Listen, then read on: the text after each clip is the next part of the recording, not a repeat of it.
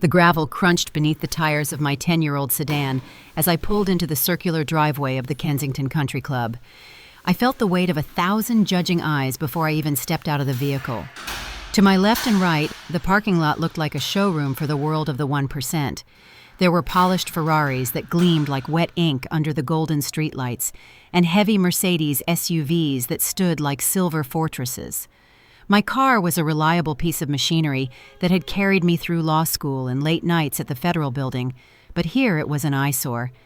It was a dented reminder of the world my family thought I still lived in. I took a deep breath and smoothed my palms over the steering wheel. I am Sloane, and tonight was supposed to be about my sister Kennedy. But as I looked at the grand stone facade of the club, I could not help but remember the sacrifices I had made to reach this point. While Kennedy was spending her weekends at beach clubs and charging designer shoes to my father's credit cards, I was buried under a mountain of case law. I remembered the nights I survived on lukewarm coffee and stale crackers in the basement of the university library. I remembered the cold stares from professors who did not think a girl from my neighborhood had the grit for the federal bench. I had earned my seat. I was a United States federal judge, a position of immense power and responsibility. Yet to my parents, Clarence and Adria, I was still just the disappointing older daughter who chose books over beauty pageants. I stepped out of the car, feeling the crisp evening air hit my skin. I was wearing a custom-tailored silk sheath dress in a deep regal emerald green. It was a masterpiece of design, subtle and sophisticated, costing more than $5,000.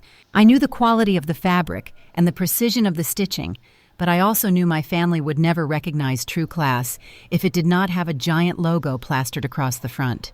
As I walked toward the grand entrance, I saw them waiting in the lobby. My mother Adria was draped in too much gold jewelry, looking every bit like a woman desperate to prove she belonged. When she saw me, she did not smile. She did not offer a hug. Instead, she marched toward me with a look of pure disdain. Before I could even say hello, her hand reached out like a claw. She grabbed the collar of my dress and yanked it backward to peer at the lining. "This is exactly what I feared," Adria hissed, her voice dripping with venom. She let go of the fabric with a look of disgust. "You showed up to the most important night of your sister's life in a dress from a clearance rack. Where is the label Sloane? You are 35 years old and you still have no sense of occasion. You look like a common clerk. If you cannot afford to dress like a member of this family, you should have asked your father for a loan. You are going to embarrass us in front of the Kensingtons, and I will not tolerate it." I stood my ground, my spine like a rod of cold steel. I did not flinch at her touch or her words. My mother had spent her whole life worshiping the surface of things, never realizing that the most dangerous sharks swim deep below. I looked her in the eye, keeping my voice calm and steady. "The dress is fine, Mother," I said. "I suggest you focus on your guests rather than my wardrobe." She huffed and turned away, adjusting her own heavy necklace. "You always were ungrateful," she muttered. "Just stay out of the way and try not to speak unless someone asks you to fetch them a drink." I watched my mother stalk away toward the champagne tower, leaving me standing alone in the grand foyer. Before I could take a single step, a shadow fell over me. Sterling Kensington approached with a predatory grin that did not reach his cold eyes. He was dressed in a tuxedo that probably cost more than a year of tuition at a state university, but no amount of silk could hide the arrogance radiating from his pores. He looked at my emerald dress, and then at the door where my modest sedan was still idling by the curb. The valet was busy opening the door for a gold-plated SUV and purposefully ignoring my vehicle. "Is that your little toy out there?" Sloane Sterling asked, his voice loud enough to draw the attention of several nearby socialites. "It is blocking the path for the actual guests. The valet staff is far too busy to deal with such a piece of junk.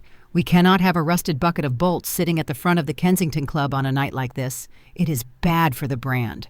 He reached out and snatched the keys right out of my hand before I could react. I felt the cold metal leave my palm.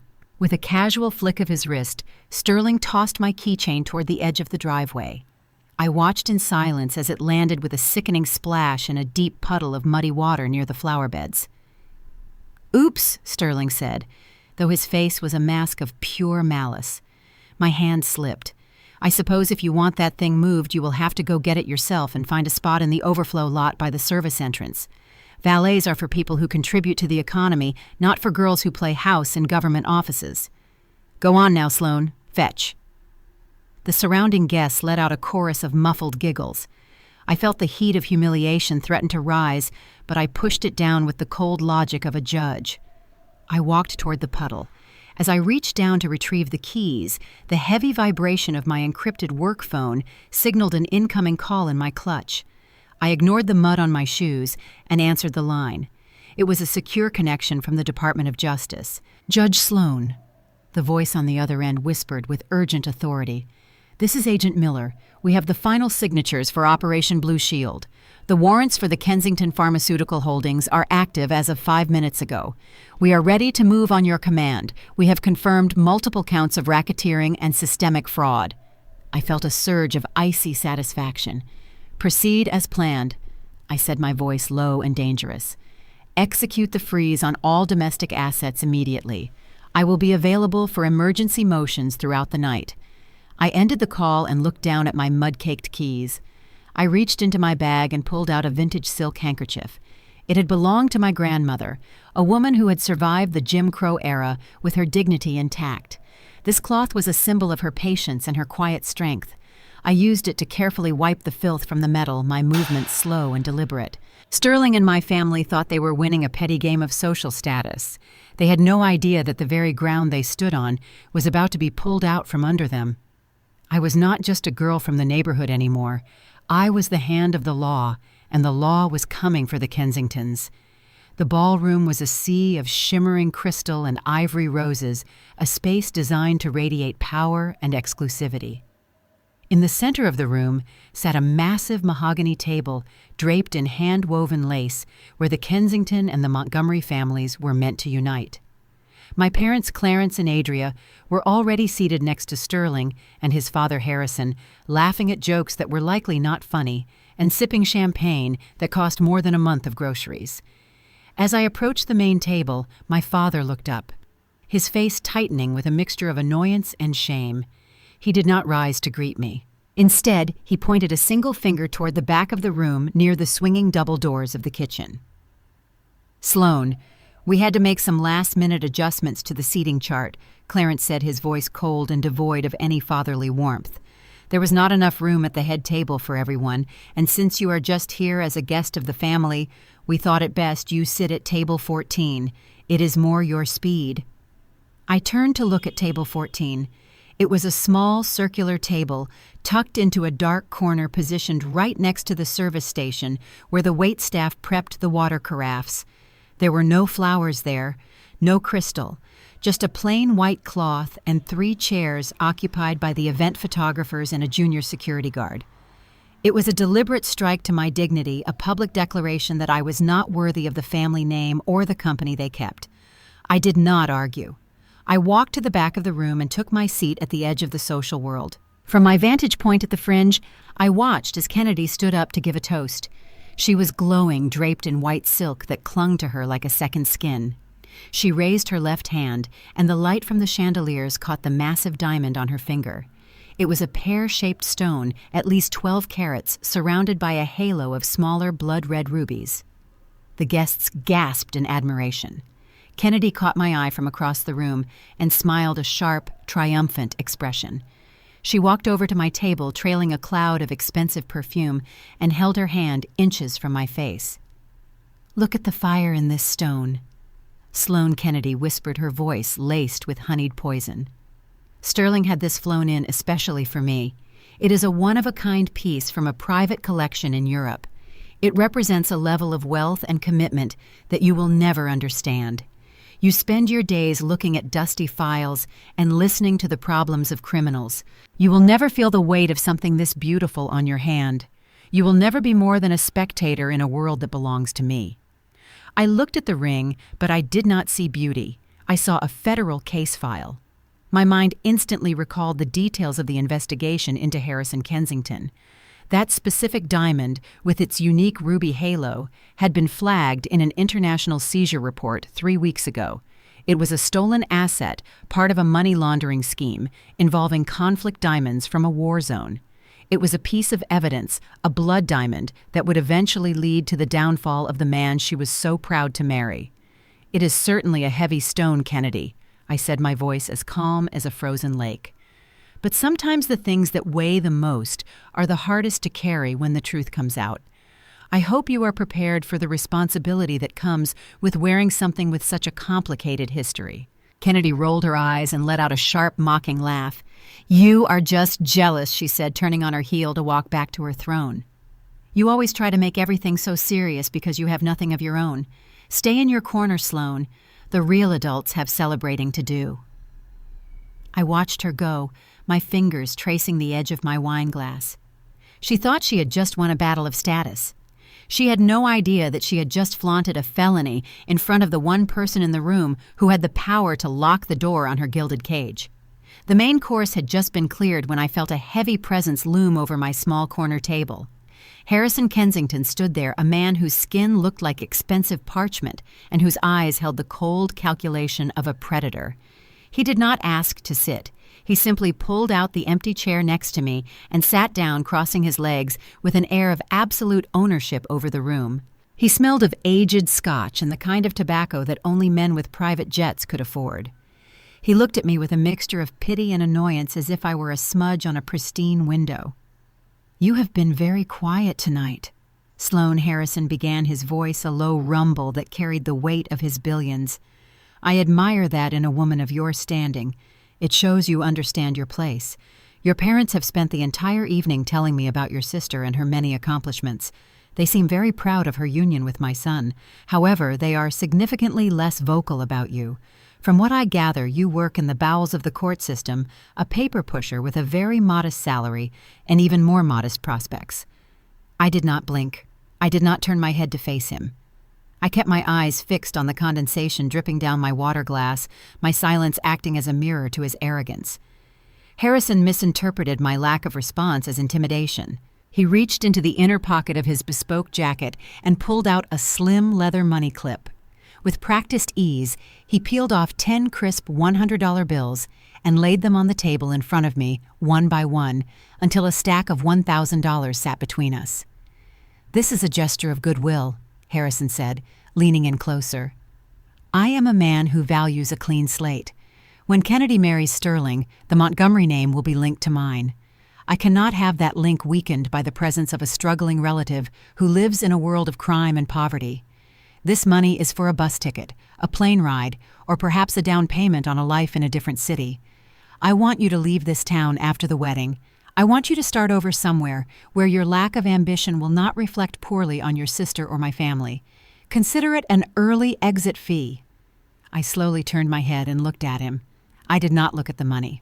I looked directly into his eyes with the steady, piercing gaze I used when sentencing men far more dangerous than him. I let the silence stretch. I let it become heavy and suffocating. I watched as the smug smile on his face began to falter. He shifted in his seat, his hand twitching toward his silk tie.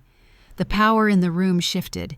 He thought he was buying a servant, but he was staring into the eyes of the woman who held the legal authority to dismantle his entire empire.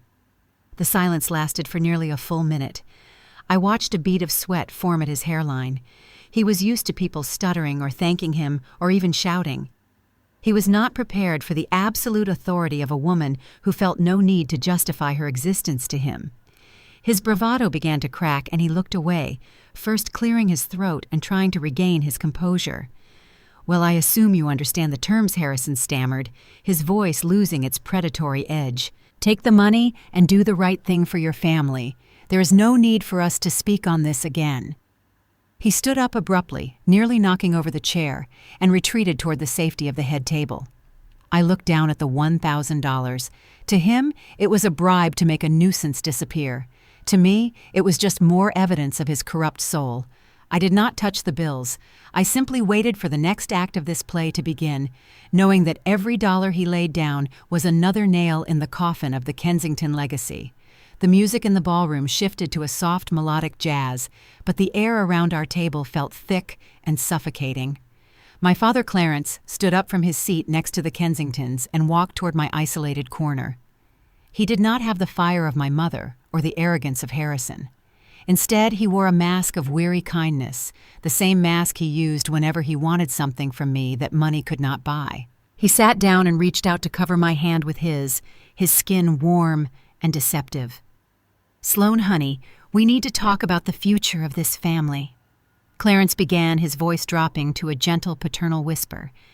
"You know how much your grandmother loved you. When she passed away 5 years ago and left you that brownstone on 7th Avenue, we all respected her wishes. It is a beautiful house filled with so much history, but we have to be realistic about your situation. You are one woman living in a 4-story monument to the past. You are working long hours at the courthouse, and that property is falling into disrepair because you do not have the resources to maintain it properly." As he spoke, my mind drifted back to the hallways of that house. I remembered the scent of beeswax and old books that defined my childhood. That brownstone was more than just real estate. It was where my grandmother, a woman who had marched for civil rights in the 1960s, had sat me down at the kitchen table to teach me the difference between what is legal and what is right. She would tell me stories of how that house had been a sanctuary for black professionals when the hotels in this city were still segregated. She taught me that the law was a tool, and in the right hands, it could be a shield for the innocent. She left that house to me because she knew I was the only one who understood that legacy was not something you sold to the highest bidder. "Your sister is entering a very different world tonight, Sloane," Clarence continued, squeezing my hand as if to emphasize his sincerity. "The Kensingtons are a dynasty. For Kennedy to be seen as an equal, she needs to bring her own significant assets to the marriage. It is a matter of pride for the Montgomery name. We want her to have the brownstone. We want to renovate it and turn it into a high-end residence that reflects the status of a Kensington wife. It would be your contribution to her happiness. You would be the hero of this family. We could find you a very nice modern apartment closer to your office, and your mother and I would even help with the move. Think of the stress you would be shedding. Think of how proud your grandmother would be to see that house at the center of such a powerful union." I looked at my father and saw the hollow nature of his plea. He was invoking the memory of a woman he had ignored while she was alive, using her name to strip me of the only thing I had left of her. He did not care about the history of those walls or the values taught within them. He only saw a chip he could play at the high-stakes table of the Kensington family. The fake emotion in his eyes was more insulting than my mother's outright cruelty. He thought I was still the little girl who would do anything for a scrap of his approval. I pulled my hand back from his, the movement sharp and final. "My grandmother did not leave me that house to be used as a dowry for a family of thieves," I said, my voice vibrating with a quiet power that made my father flinch. "She left it to me because she knew that one day the Montgomerys would forget who they were and where they came from. She knew I would need a place where the truth still mattered. If Kennedy wants a house, Sterling can buy her one with the money he makes from overcharging sick people for their medicine. But she will never step foot in that brownstone as an owner." Clarence's face transformed in an instant. The paternal warmth vanished, replaced by a cold, sharp bitterness that revealed his true intent. "You always were selfish, Sloane," he snapped, standing up and towering over me. "You would rather see that house rot than see your sister succeed. But you should know that we have already made arrangements. This is not a request anymore. It is a necessity for this family, and we will do whatever it takes to ensure Kennedy gets what she deserves." He turned his back on me and walked away, leaving me alone in the shadows of the service station. I felt the weight of my grandmother's ring in my pocket, a small gold band that felt like a hot coal. The battle had officially moved from the parking lot to the very foundation of my life, but my father had forgotten one thing. I was a judge of the federal court, and I knew exactly how to defend what belonged to me. The atmosphere at the table grew cold and sharp as my mother Adria slid a heavy manila envelope across the linen tablecloth. She did not look at me with love, but with the cold efficiency of a business broker closing a deal on a failing asset. Beside her, Sterling leaned back, a smug grin playing on his lips as he watched the scene unfold. From the shadows behind them, a man in a stiff gray suit stepped forward. He was the Kensington family attorney, a man named Mr. Whitaker who carried a silver fountain pen as if it were a weapon of war. "This is a quitclaim deed, Sloane," my mother stated, her voice cutting through the ambient jazz of the ballroom. "It is a simple document that transfers the title of the 7th Avenue brownstone to Kennedy. We have already had it notarized for your convenience.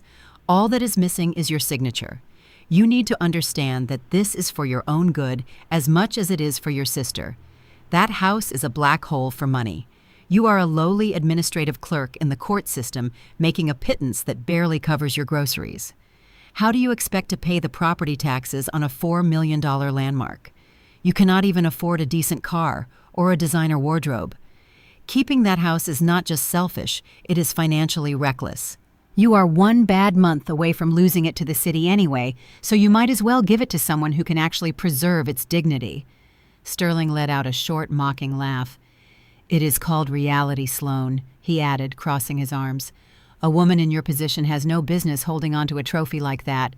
It is like giving a diamond to a beggar. You do not have the status, the connections, or the bank account to protect a piece of history. Sign the paper. Take the $1,000 my father gave you, and go find a nice little studio apartment where you belong." I stared at the document for a long moment. I could feel the eyes of the entire Kensington inner circle pressing down on me, waiting for the weak, quiet daughter to crumble under their combined weight. I slowly reached out and picked up the silver fountain pen. I felt Mr. Whitaker lean in his breath, smelling of peppermint and greed. I uncapped the pen, but instead of moving it toward the signature line, I turned the document over and began to point at the fine print in the 3rd paragraph. "I have a few questions regarding the structural integrity of this transfer," I said, my voice dropping into the authoritative tone of the bench. "Mr. Whitaker, this deed mentions a transfer of consideration, but it fails to specify the tax implications under the current federal gift tax statutes. Furthermore, I notice that there is no clause protecting the historical easement on the property. Are you suggesting that my sister intends to bypass the Landmark Preservation Board's regulations regarding the facade of a 19th century structure? Because according to the Title 26 of the United States Code, any misrepresentation of value in a quitclaim deed between family members could trigger an immediate audit from the Internal Revenue Service." The lawyer blinked, his composure fracturing for a split second. "Well, those are minor technicalities that we can address in a separate addendum," he stammered, adjusting his glasses. "The primary goal is the transfer of title." "Is that so?" I replied, my eyes locking onto his. "Then perhaps you can explain why this document lacks a clear disclosure of the outstanding lien search, or why you are attempting to execute a transfer without a verified certificate of occupancy in a high-density residential zone.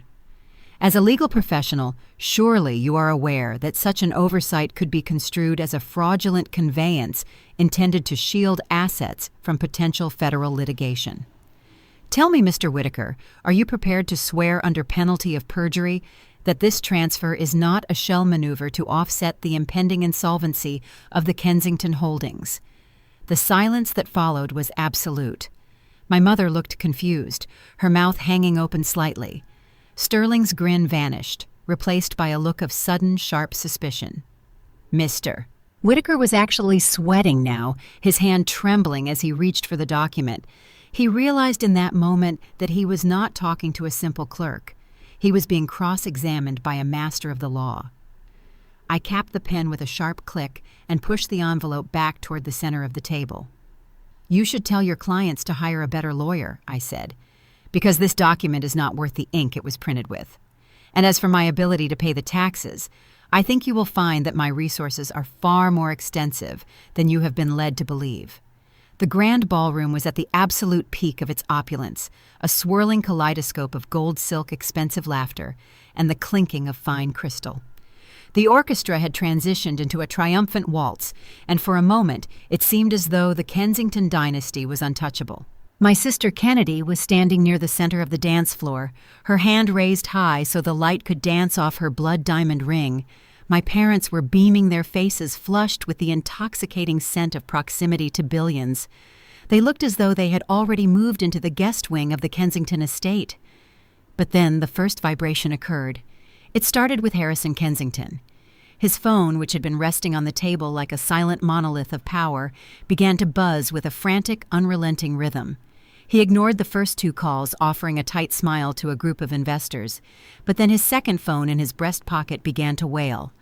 Almost simultaneously, Sterling's device erupted in his hand. Across the room, the lawyers and senior executives sitting at the secondary tables all reached for their pockets. The air in the room, once warm and celebratory, suddenly turned ice cold. Harrison finally answered, his voice booming with his usual arrogance. "This had better be important. I am in the middle of my son's engagement," he barked.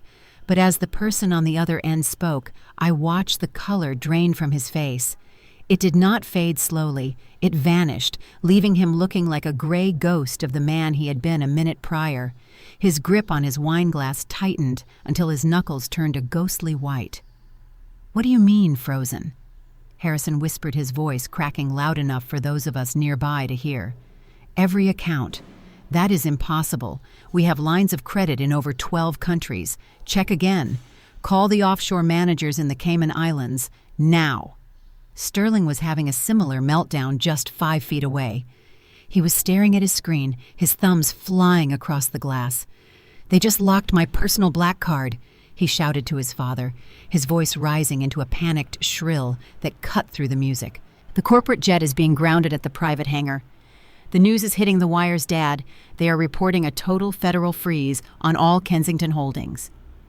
The news spread through the ballroom like a wildfire in a dry forest.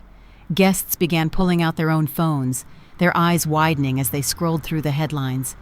The whispers became a dull roar of shock and judgment.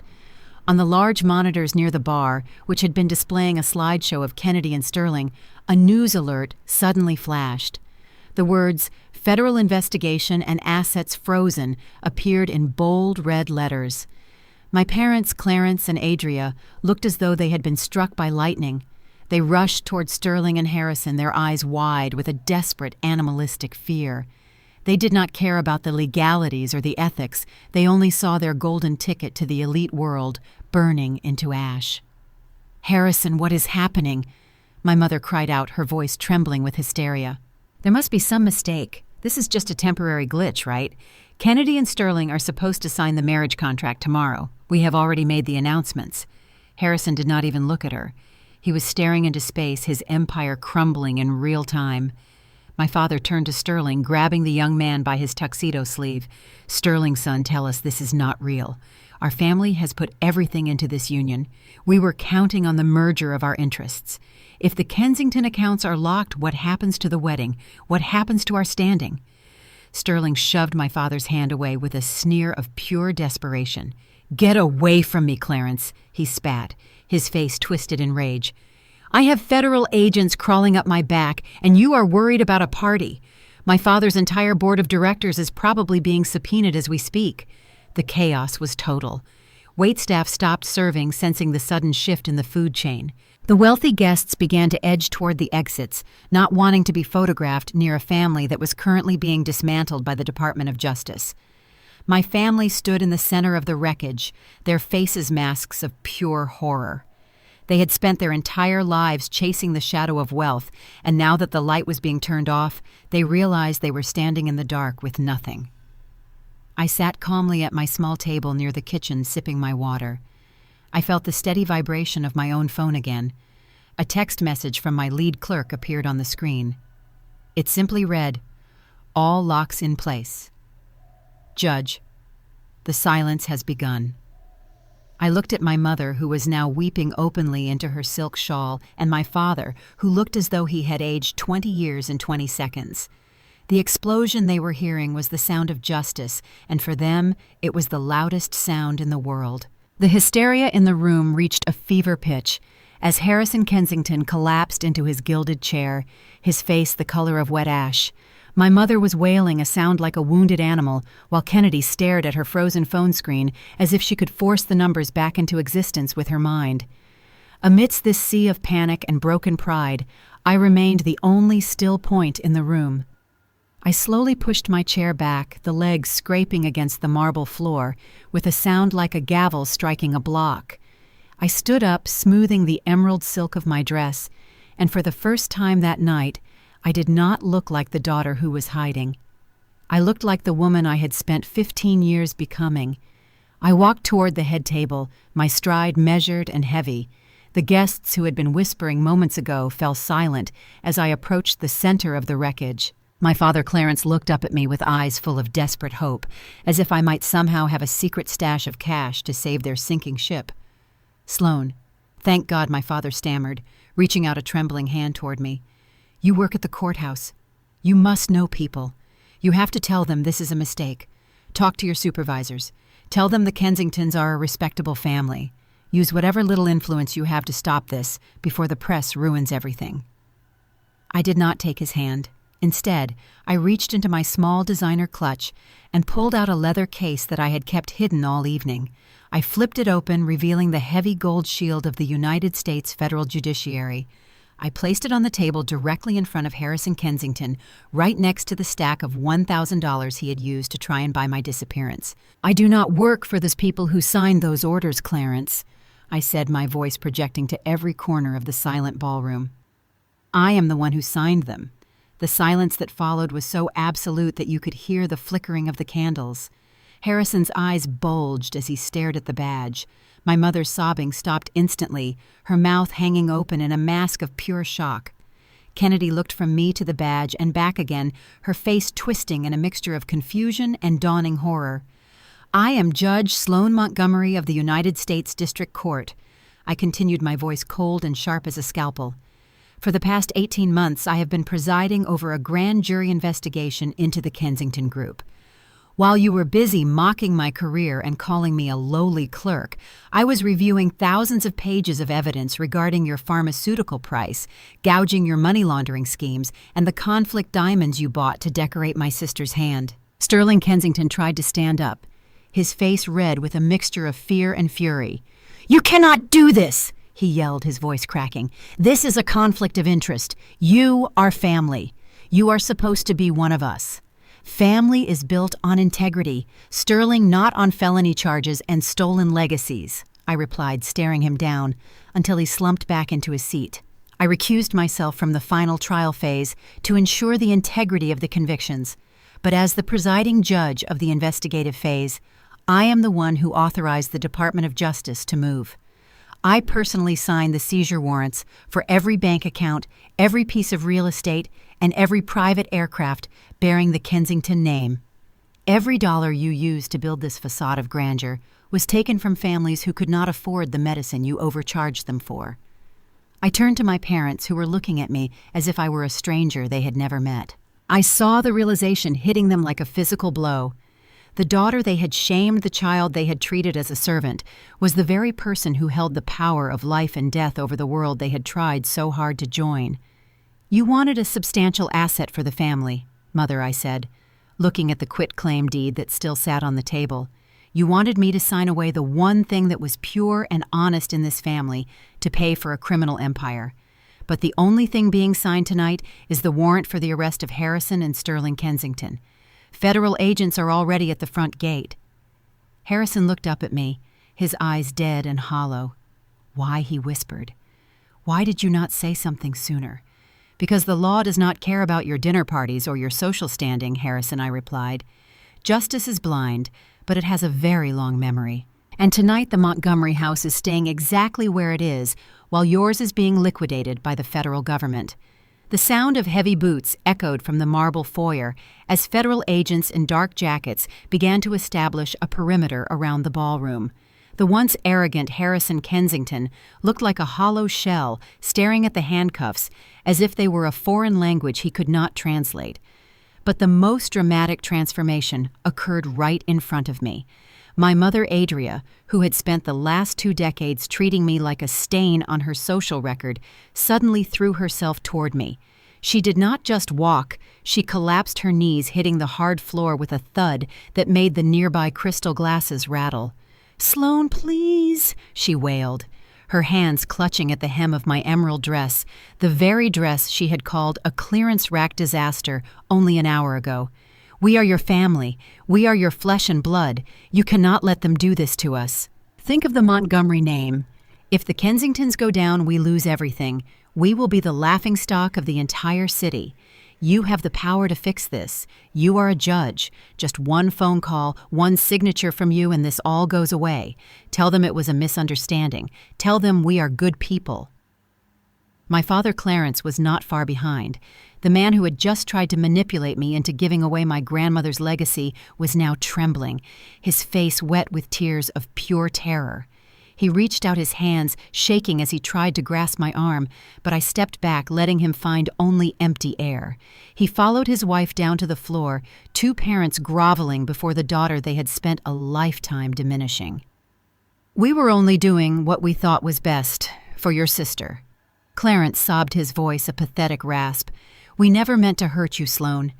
You have to understand the pressure we were under to provide for this family. You are the successful one now. You are the one with the authority. Use it to save us. Use it to save Kennedy. She is just a girl with big dreams. Do not let her life be ruined because of some technicalities in a law book. We are your parents. You owe us your life. Please, Sloane, have mercy on your own home." I looked down at them, and for a fleeting second, I felt a shadow of the old pain, the little girl who wanted nothing more than for her father to be proud of her. But then I looked at the table, at the $1,000 bribe, and at the fraudulent deed they had tried to force upon me. The shadow vanished, replaced by the cold, unwavering light of justice. My heart was no longer a place where their guilt could find a home. I looked at my mother's tear-streaked face and my father's broken posture, and I felt nothing but the heavy responsibility of the black robe I wore in my professional life. "Stand up," I said, my voice resonating with a finality that silenced their pleas. "Your theatrics have no place here, and they certainly have no place in the legal system. You speak of family as if it is a shield for criminal behavior. You think that because we share a last name, I should betray the oath I took to the Constitution of the United States. You are mistaken." I leaned down slightly, my eyes boring into theirs with the intensity of 1,000 courtrooms. "You spent years telling me that I was nothing more than a clerk, someone who dealt with the problems of criminals and the poor. Well, you were right about one thing. I do deal with criminals, and tonight I am looking at two more. In my courtroom, there is no such thing as family. There are no favorite daughters, and there are no social hierarchies. There is only the evidence, and there is only the law. You made your choices when you aligned yourselves with the Kensingtons and their corruption. Now you will live with the consequences of those choices."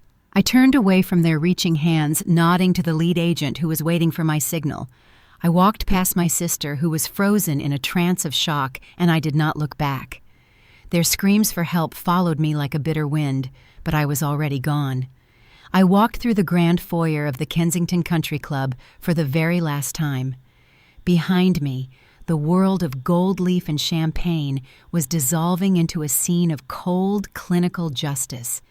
Blue and red lights from the police cruisers flashed against the stone pillars of the entrance, casting long shadows that looked like bars on a prison cell. I passed Sterling and Harrison, being escorted toward the waiting black SUVs, their heads bowed and their hands hidden beneath heavy coats to conceal the steel restraints. My mother was still screaming my name, her voice echoing off the vaulted ceilings, but it sounded like a ghost from a life I no longer recognized. I did not stop. I did not look back. I stepped out into the night air, and for the first time in 35 years, I felt like I could finally breathe. I walked to the overflow parking lot near the service entrance. My modest sedan was sitting there covered in a light layer of dust, looking like a symbol of the quiet truth in a room full of loud lies. I climbed inside, gripped the steering wheel, and felt the smooth surface of the silk handkerchief I had used to clean my keys. I started the engine and drove away from the country club, leaving the wreckage of two families in my rearview mirror. The drive back to the city was quiet, the highway stretching out like a path toward a new beginning. When I reached 7th Avenue, the brownstone stood tall and magnificent against the starlit sky. It was a 4-story monument of dark stone and history, its windows reflecting the streetlights like steady eyes. I unlocked the heavy oak front door and stepped into the entryway. The scent of beeswax and old leather wrapped around me like a warm embrace. I walked through the hallway, my heels clicking on the hardwood floors that had been polished by the feet of my ancestors for over 60 years. I could almost hear the whisper of my grandmother in the quiet corners of the house. I could feel her presence in the library, where she had taught me that a person who knows the law can never truly be enslaved by the whims of others. I went upstairs to the master's study and sat in the high-backed velvet chair that had once been hers. I looked at the family photos on the mantel, seeing the faces of black men and women who had fought, bled, and built a legacy out of nothing, so that I could one day sit on a federal bench. They had kept this house through recessions, through riots, and through the quiet wars of discrimination. They had not held on to it for the money or the status. They had kept it for the dignity of having a place that belonged to them. My parents and my sister had wanted to sell this soul for a seat at a table that was never built for them. They had wanted to trade a fortress for a temporary palace made of sand. But as the clock on the wall struck midnight, I knew that the brownstone was safe. The taxes would be paid from my own honest salary, the roof would be repaired with the fruits of my own labor, and the Montgomery name would finally be associated with something other than greed. I closed my eyes and leaned my head back, feeling a deep, vibrating sense of peace. I was no longer the scapegoat or the disappointing daughter. I was the keeper of the flame, and the fire was burning brighter than ever before. The grandfather clock in the hallway struck 1 a.m, the deep chime vibrating through the floorboards of the old library. I sat behind the heavy oak desk that had once belonged to my grandmother, surrounded by the comforting scent of vanilla-aged paper and the weight of history. The room was illuminated only by a single brass lamp, casting a warm and steady glow over the thick legal briefs spread out before me. Tomorrow morning at precisely 9 o'clock, I would walk into the federal courthouse to preside over the preliminary hearings for the Kensington pharmaceutical fraud case. The world outside was still reeling from the events at the country club, but inside these walls there was only the quiet preparation for the work that remained. I looked at the stack of documents, each page representing a piece of the truth that my family had tried so hard to ignore. For 35 years, I had searched for my reflection in the eyes of people who chose to be blind to my worth. I had waited for a seat at a table that was built on a foundation of lies and social climbing. But as I sat in the silence of my own home, I realized that the only recognition that ever truly mattered was the one I saw in the mirror. My value was not something that could be granted by a billionaire's approval or a mother's pride. It was something I had forged in the fires of discipline, late-night study sessions, and an unshakable commitment to the law. I reached out and touched the edge of my grandmother's law books, feeling the textured spines under my fingertips. She had always told me that integrity is the only thing a person truly owns. They can take your car, they can freeze your bank accounts, and they can try to steal your home, but they can never touch the steel in your soul unless you let them. My family was currently drowning in a sea of their own making because they had spent their lives building a palace out of shadows. They had chased the appearance of power while I had quietly mastered the reality of it. Tomorrow the cameras would be flashing and the world would see Judge Sloane Montgomery, the woman who took down a dynasty.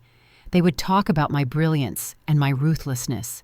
But tonight I was simply Sloane, a woman who had finally found her way back to the values that defined her ancestors. I picked up my fountain pen and began to sign the final orders for the morning session. Each stroke of the pen was a testament to the fact that justice does not need a designer label or a billionaire's blessing to be powerful. It only needs a person who is brave enough to stand in the light. I leaned back in the chair and closed my eyes, listening to the heartbeat of the house. I was ready. I was whole. And for the first time in my life, I was completely and utterly free from the expectations of others.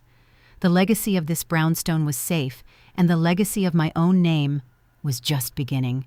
True worth is never defined by the labels others place upon you, but by the integrity you carry in your soul.